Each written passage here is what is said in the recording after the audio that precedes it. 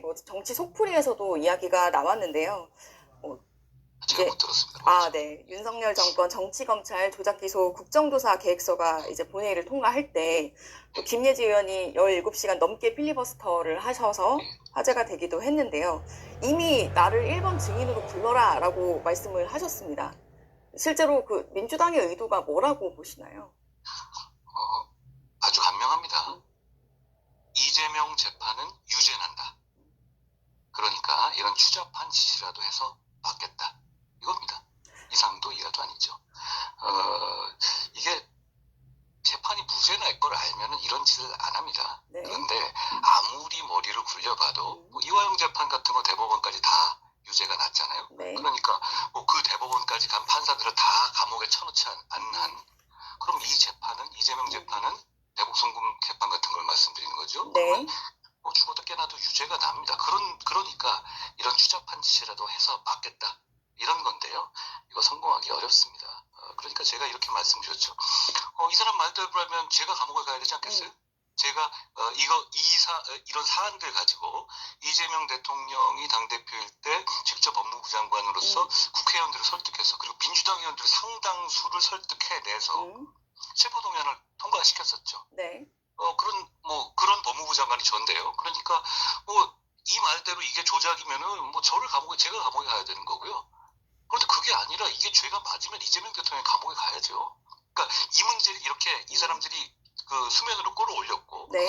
그러니까 이 국정조사를 하려면 당연히 저를 증인으로 불러야 되는 것 아닌가요?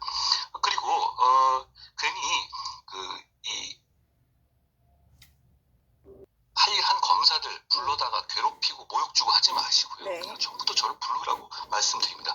과거에 채널A 무슨 검언 유착이 이런 사건 가지고 제가 문재인 정권 당시에 공격받을 때 그때도 추미애 이런 분들이 별 공격을 다 했잖아요. 그러면서 국회에서도 여러 이 위원회들이 돌았어요.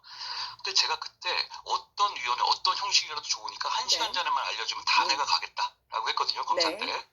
근데 진짜 도시락 싸들고 말리더라고요. 저는 이런 행태가 반복될 것 같습니다. 그러니까 미리 말씀드리면 자신 있으면 저 부르고요. 부를 자신 없으면 그냥 조용히 접으라고 말씀드립니다. 그러니까 막 지나가지 않겠어요? 네. 1시간 전에 불러도 되니까 일단 증인으로 불러라 라고 했는데 그 말씀하신 뒤에 혹시 뭔가 연락이 오거나 그런 건 전혀 없었나요? 본회의가 통과되고 준비를 하고 있는 것 같던데요. 그러니까요. 보통 보면 제가 뭐라고 얘기하고 주식 얘기하고 그러면 정말 때로 덤비잖아요. 한마디 하거나 그럼 다들 어떻게든 한마디 하면서 모욕해보려고 그러는데 희한하게 제가 이거 증인으로 불러라 하면 모든 민주당 쪽 인사들이 아주 과묵해지십니다. 조용해져요.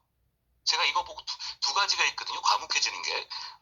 민주당은 제가 나를 증인으로 불러라 하면 아주 과묵해집니다. 그리고 조국 씨는 아니, 당신 진짜 군산 안산 보내줄 거 하냐 부산 나오라 이러면 과묵해집니다. 반응을 보이지 않으시는군요. 좀 정치를 좀 부끄럽지 않게 하라는 말씀 드리고 싶어요.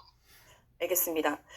그 상황 여쭤보고 민주당 내에서 최근에 대통령 공소 취소를 고위급이 제안을 하고 그래서 검찰 측에서는 이거 거래인가? 라고 받아들였다고 해서 거래설이란 의혹이 제기됐고 국민의힘에서는 특검해야 된다 이런 얘기가 나오다가 지금은 좀 조용해진 상태입니다.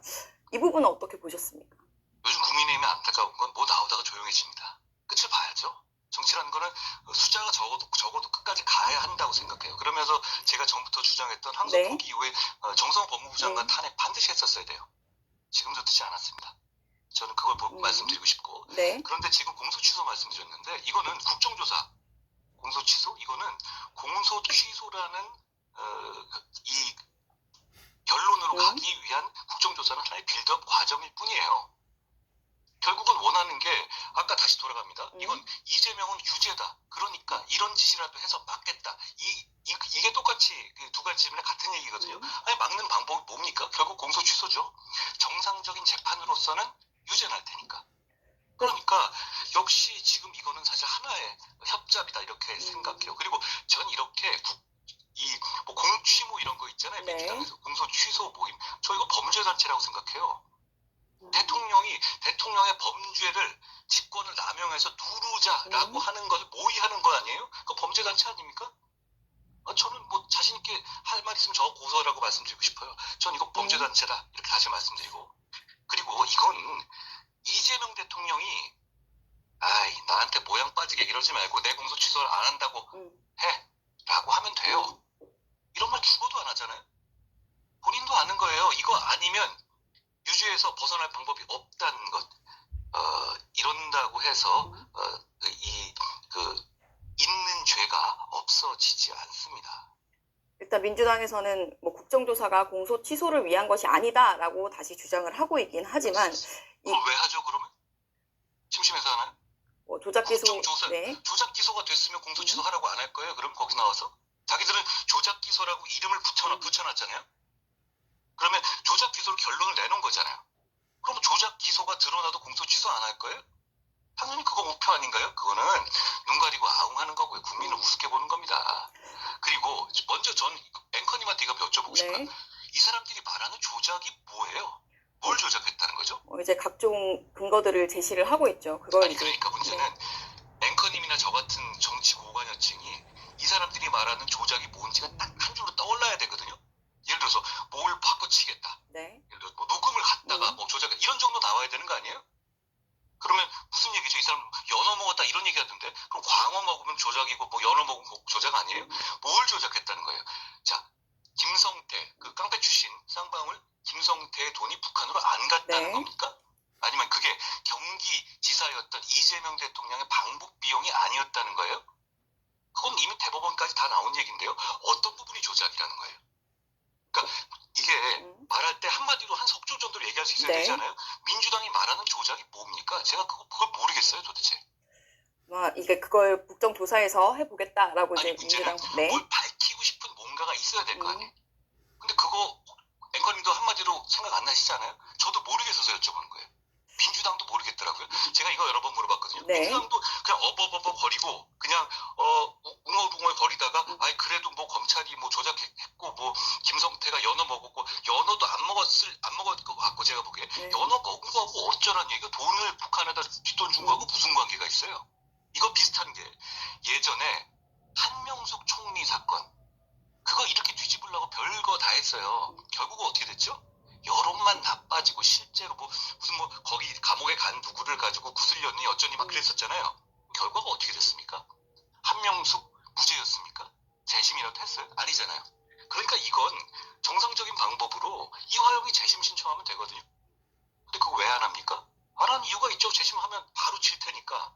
그러니까 이렇게 이 악다군이 쓰고 힘써가지고 눌러보려고 하는 거예요. 부끄러운 줄 알아야 됩니다. 그리고 제가 그거 꼭 진짜 말씀드리고 싶어요. 저 좀 부르세요.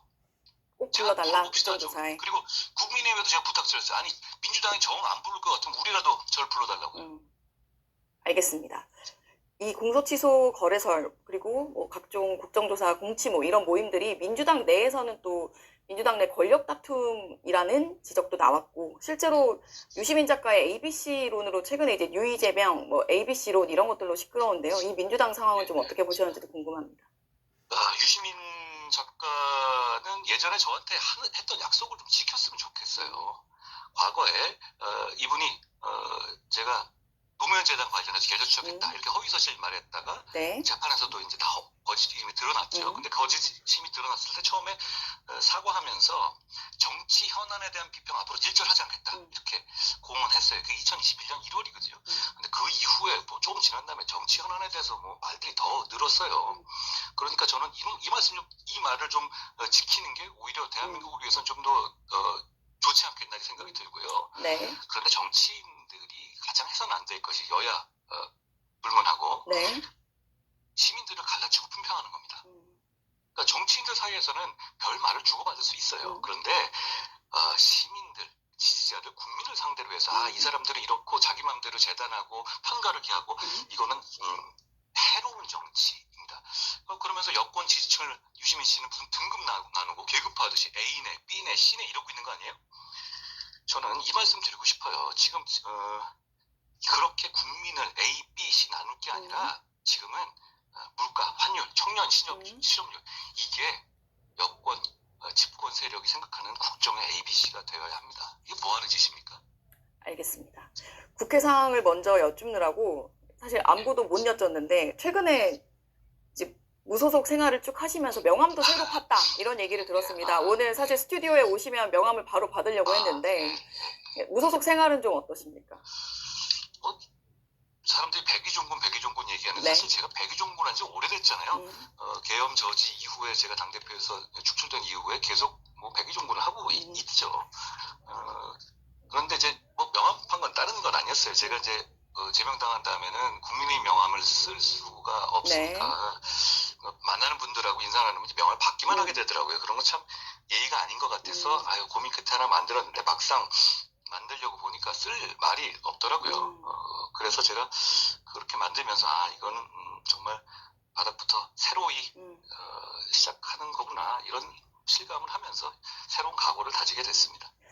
뭐 명함은 기본적으로 흰색이긴 하지만 이제 이 흰 명함으로 최근에 이제 뭐 대표님도 들으셨을 겁니다. 주한연대라든지 대구에서 흰점퍼 연대설까지 나오고 있습니다. 지금 국민의힘에서 주호영 의원이 컷오프 된 후에 이제 아직까지 뭐 가처분을 신청할지 탈당해서 무소속 출마를 할지 이런 걸 결정하진 않았지만 그 이후에 이 보수 재건에 대한 뜻이 있는 무소속 연대가 가능하지 않을까 대구에서 이런 가능성이 나오고 있는데요. 대표님은 어떻게 보셨습니까?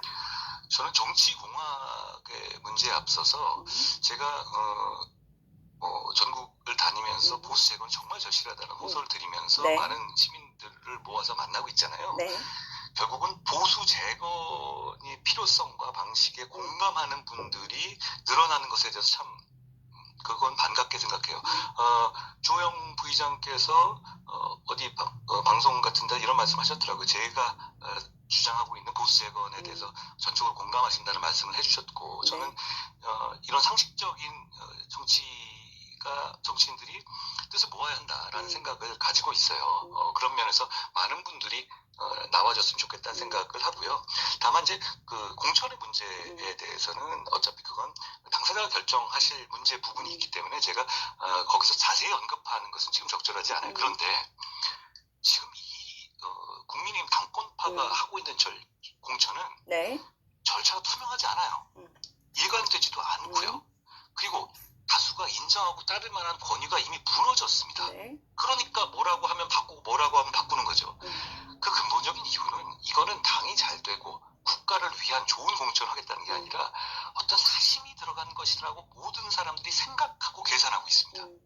그러니까 그걸 이런 식의 공천 그러니까 이런 식의 이 수긍하기 어려운 그러면 주 부의장은 안 되는데 나머지 있는 다섯 의원들은 되는 거예요. 그 근거는 뭐죠? 그건 그냥 자기들의 어떤 이해관계라든가 이런 거잖아요. 그렇다면 그걸 당사자들이 수긍하지 못하는 건 자연스러운 상황 같아요.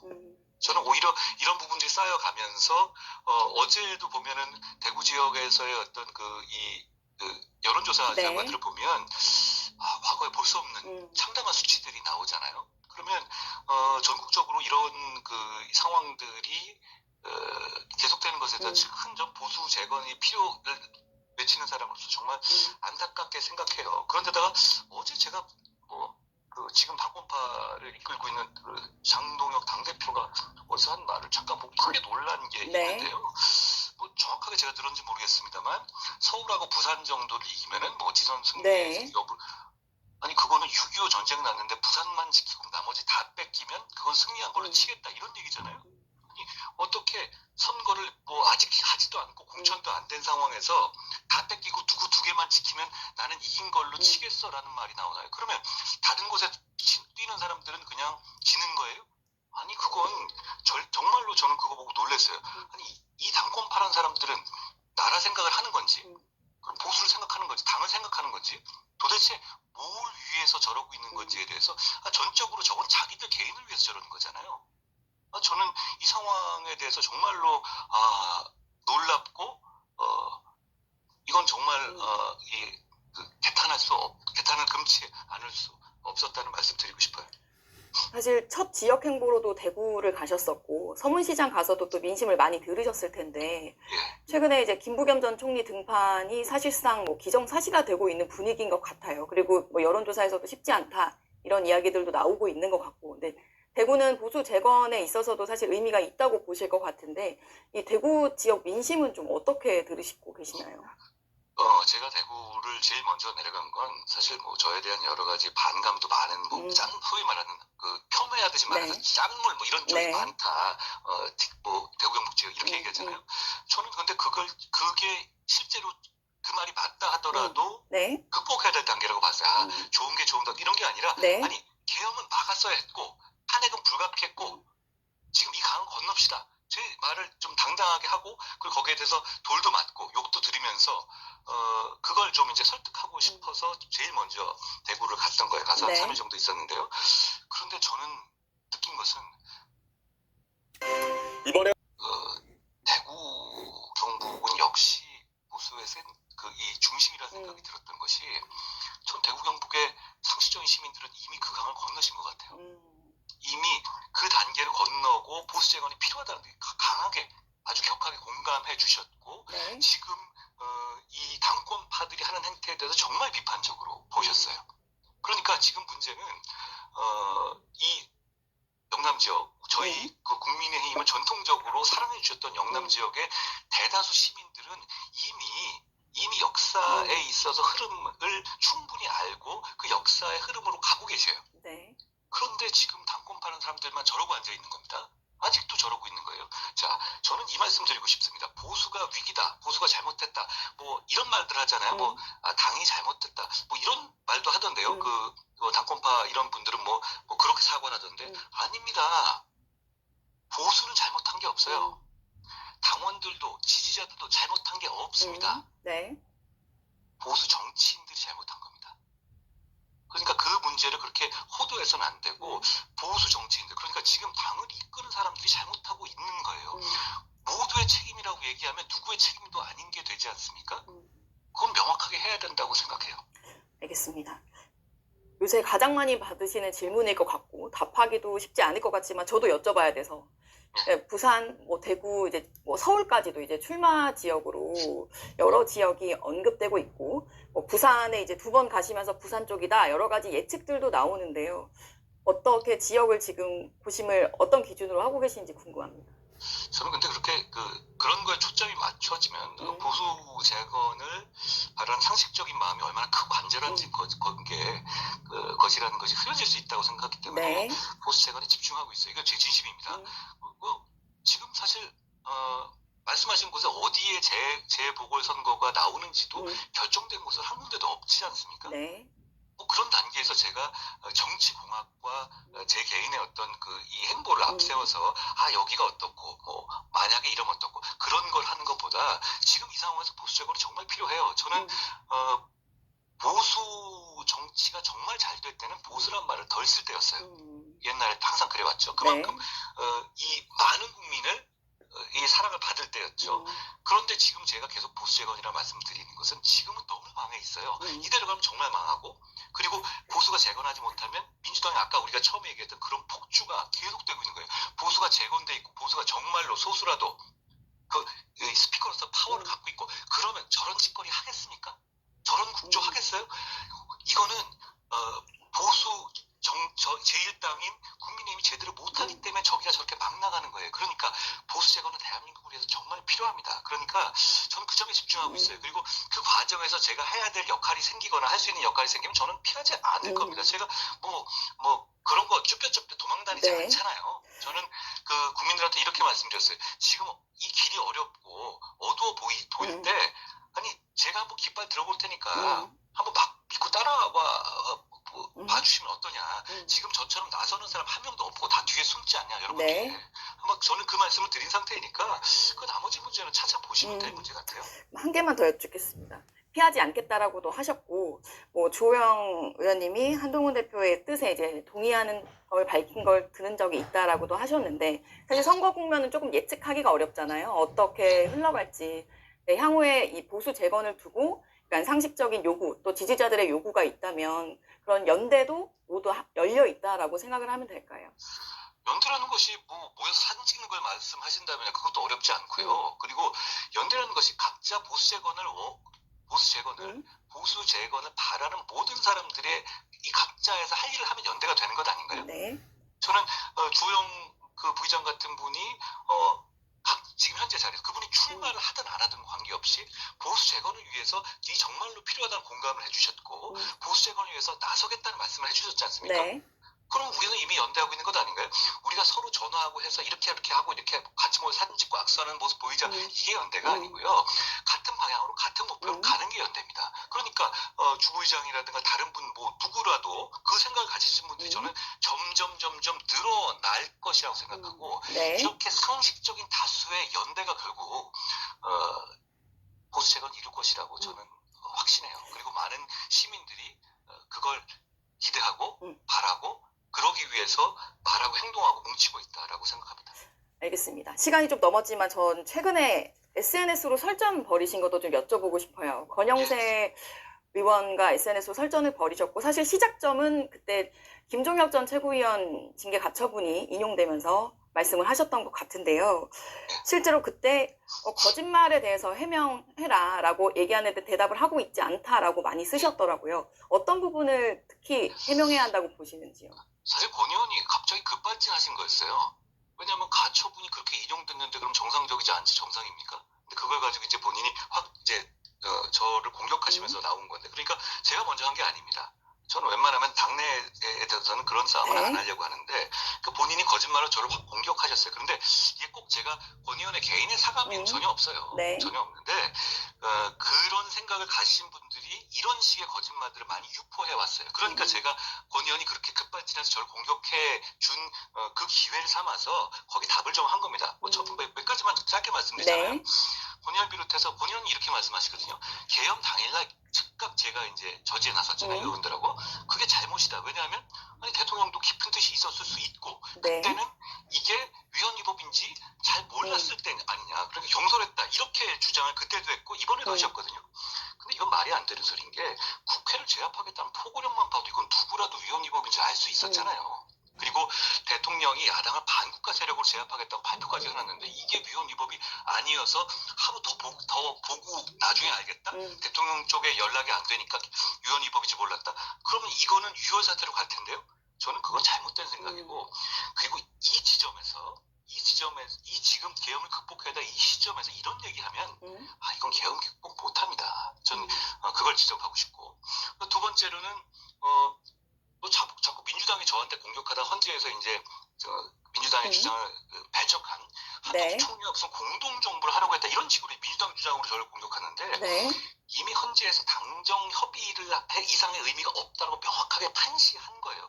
무슨 공동 운영을 해요. 그 당시에 윤석열 대통령이 이선 후퇴를 한다고 제가 약속을 받아낸 상태였죠. 그런데 그 약속을 어기는 기미가 보이기 때문에 윤 대통령이 약속을 결국은 약속을 어겼죠. 그걸 방지하기 위해서 총리 위주로 국정 운영해야 된다. 이런 식의 어떤 담화를 한 게 전부잖아요. 그러니까 그건 필요했던 것이고 그거 가지고 저렇게 민주당 측을 공격하는 거는 굉장히 이상한 행동이에요.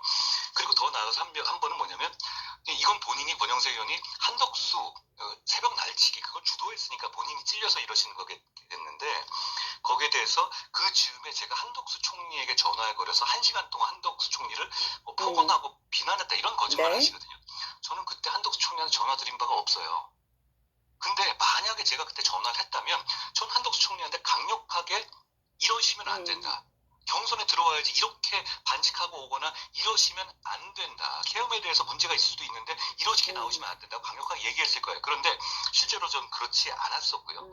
당시에 오히려 한덕수 총리 측의 인사가 저한테 이런 걸 전해왔어요. 오히려 제가 후보가 되면 한덕수 총리는 저쪽으로 이제 단열을 해줄 거다. 그러니까 한덕수 총리를 너무 비판하지 말아달라. 이런 식의 요청이 있었어요. 저는 듣고 말았죠. 그 다음에 한덕수 총리께서 저한테 텔레그램으로 좀 도와달라는 그 이후죠. 메시지가 왔길래 저는 이렇게 명분 없는 행동하시면 안 된다라는 이 말로써 그걸 단호하게 거절한 사실이 있었습니다. 그리고 그건 맞는 것이었죠. 만약에 그때 권영세 지금 의원들 등이 했듯이 한덕수 총리를 추대해가지고 한덕수 총리가 정말로 후보가 돼서 나왔으면 어땠을까요? 지금 이 상황에서. 지금 20몇 년이 나온 상황에서요. 정말 국민의힘은 내란 정당으로 몰리지 않았겠어요? 그 말씀 드리고 싶고요. 결국은 지금 이게 극복해야 될 단계잖아요. 근데 극복은 자꾸 책임 전가하려고 드는 방식으로는 안 돼요. 또 이런 식으로 얘기하셨어요. 그러니까 어떻게든 간에 이제 저를 공격하기 위한 건데 총선이 뭐 저 때문에 졌다 뭐 이런 얘기를 계속 하시더라고요. 근데 사람들이 기억을 많이 잊으시는 게 3월에 이종섭, 황상무, 대파, R&D, 의대 사료 사건 사태 나기 전까지는 우리 170석까지 보는 상황까지 갔었잖아요. 처음에 80석 됐다가 우리 분위기 좋아졌다가 이 상황이 나오고서 이제 네. 어려워졌고 마지막에 개헌선까지도 따이는 상황까지 갔다가 마지막에 저희가 열심히 뛰어서 부산에서 대역전승을 해서 부산 전석을 우리가 받아내서 107석이나마 받은 거였잖아요. 그런 상황인데 이거를 그냥 뭐 총선의 책임까지도 그냥 모두가 다 뭐 한동훈 책임이다 이렇게 몰아가는 거는 저는 잘못된 행동이라고 봐요. 게다가 그때 권영세 의원도 지역구에서 신승을 하셨는데 네. 그거 하면서 저보고 와서 지원해달라고 정말 떼쓰셨거든요.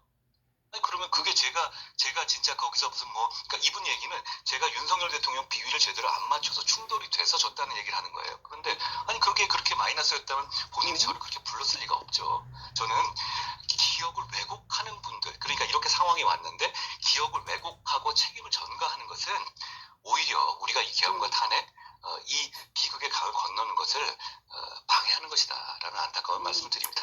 알겠습니다. 자, 이제 마지막 질문을 드려야 될 것 같습니다. 시간이 너무 빠르게 흘렀는데 대표님이 하신 말씀 중에 국민의힘으로 국민의힘에 돌아오겠다라고 말씀을 하셨던 적이 있어서요.